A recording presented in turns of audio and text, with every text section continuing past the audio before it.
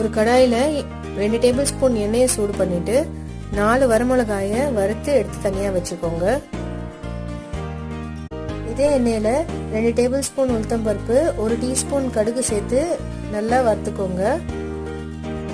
உளுத்தம் பருப்பு லைட்டா கோல்டன் ப்ரௌன் ஆகும் போதே இது தனியா எடுத்து வச்சிருங்க.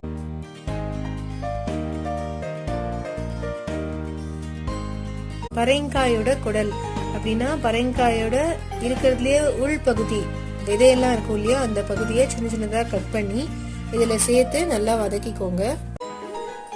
இது நல்லா வதங்கிட்டு சுருங்கினதுக்கு அப்புறம் இதையும் தனியா எடுத்து ஆற வச்சிருங்க. இப்போ ஒரு மிக்ஸி ஜார்ல நம்ம வறுத்த 4 வரமிளகா, 1 இன்ச்சு புளி, 1 டீஸ்பூன் உப்பு, 1/4 டீஸ்பூன் பெருங்காய பொடி, ஃப்ரை பண்ண உளுத்தம் பருப்பு, மிளகு, நம்ம வதக்கின பரங்காய் குடல் சேர்த்துக்கோங்க. சுவையான பரங்காய் குடல்